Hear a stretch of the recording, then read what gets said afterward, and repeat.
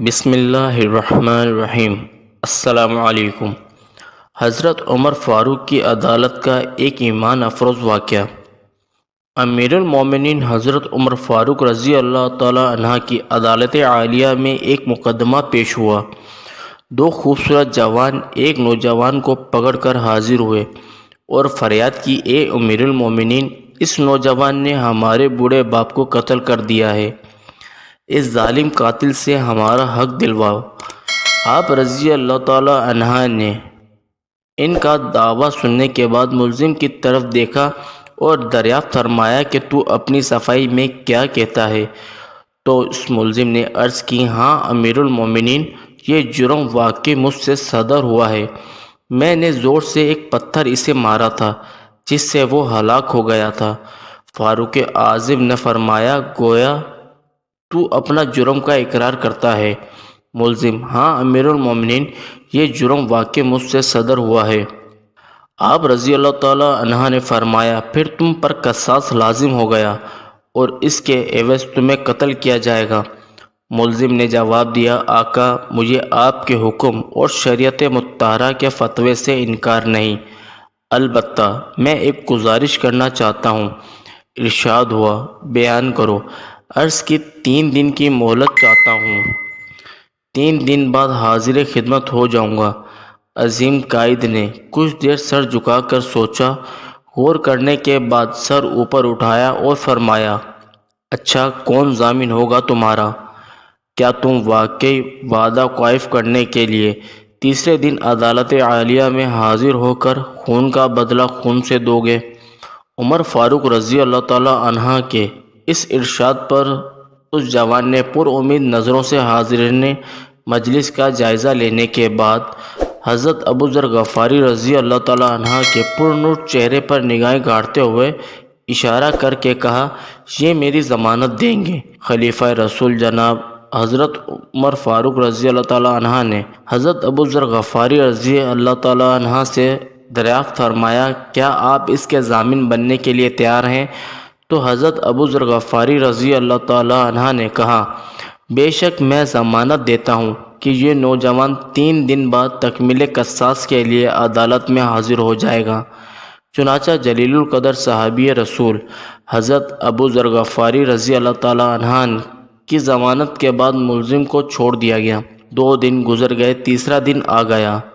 جلیل القدر صحابہ کرام اور مشرین خلافت دربار میں جمع ہوئے، دونوں مدعی بھی آ گئے۔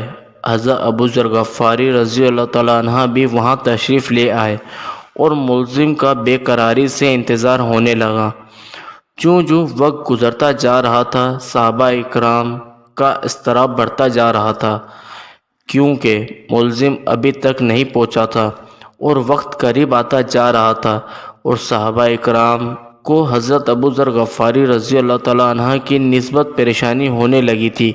مزید یہ کہ 1-2 مرتبہ مدعیوں نے بھی دریافت کیا، مگر حضرت ابو ذر غفاری رضی اللہ تعالی عنہ نے ہر مرتبہ یہی جواب دیا کہ اگر 3 یوم گزر گئے اور ملزم نہ آیا تو میں اپنی ضمانت پوری کروں گا، پریشانی کی کوئی بات نہیں۔ جب حاضرین پریشانی کی انتہا پر پہنچ گئے اور دہلا دینے والے انجام کے تصور سے سہم گئے کہ اچانک ایک طرف سے ملزم دربار میں حاضر ہوا۔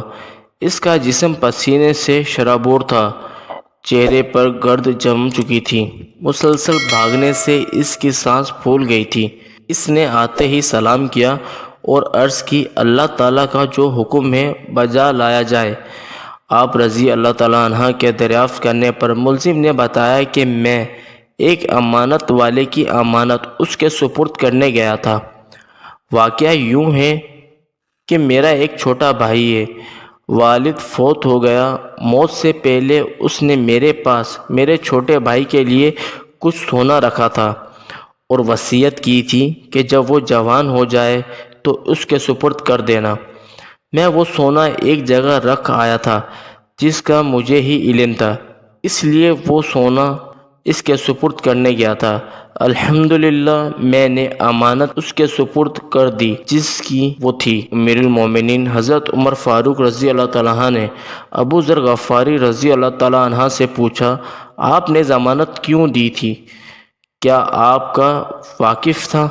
انہوں نے کہا کہ میرا اس سے کوئی تعلق نہ تھا، صرف یہ بات تھی کہ جب اس نے پر امید نگاہوں سے میری طرف دیکھا تو مجھے خیال آیا کہ اگر بھرے مجمع میں بھی اس کی ضمانت نہ دوں تو کل قیامت کے دن رب العزت کے سامنے شرمندہ ہونا پڑے گا کہ اتنے آدمیوں میں سے کوئی بھی اس کا ضامن نہ بن سکا، اس لیے میں نے اس کی ضمانت دی، حالانکہ میں اسے بالکل نہ جانتا تھا، نہ مجھے یہ معلوم ہے کہ یہ کہاں رہتا ہے۔